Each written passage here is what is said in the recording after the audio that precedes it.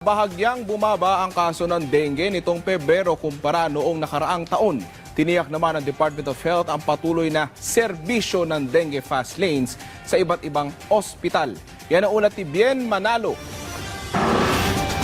Kahit patindi ng patindi ang init ng panahon na nararanasan, mahigpit pa rin ang paalala ng Health Department sa banta ng dengue dahil walang pinipiling panahon ang dengue. I think our increase may be related to warmer weather. So it doesn't mean summer, kokonti talaga. But the dengue is still there all year round, ang dengue.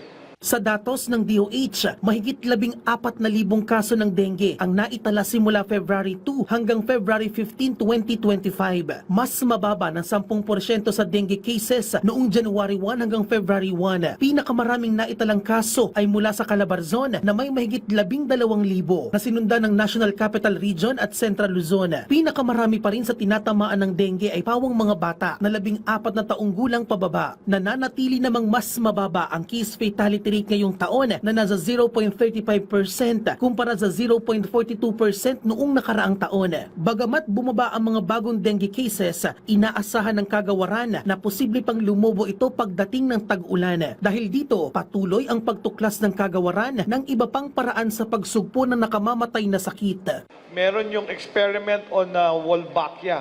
Wolbachia is a bacteria. And what it does is, it's nasa loob ng katawan ng mosquito.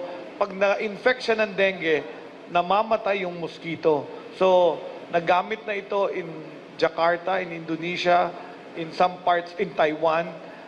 Very promising, pero hindi siya ganun kamura. Ngayong araw, nagsagawa ng hospital rounds ang Department of Health sa Rizal Medical Center sa Pasig City para masiguro ang kahandaan ng ospital sa pagtugon ng dengue. Sa tala ng ospital, tumaas ng mahigit 6 na po ang naitalang kaso ng dengue sa lungsod ngayong taon kumpara noong nakaraang taon. Karamihan sa mga tinatamaan nito ay mga bata.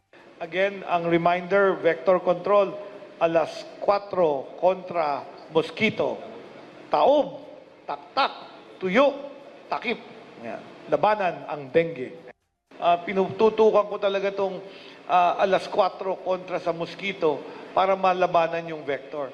Patuloy naman ang paghahatid ng serbisyo ng dengue fast lanes sa iba't ibang dako ng Pilipinas. Bien Manalo para sa Pambansang TV sa Bagong Pilipinas.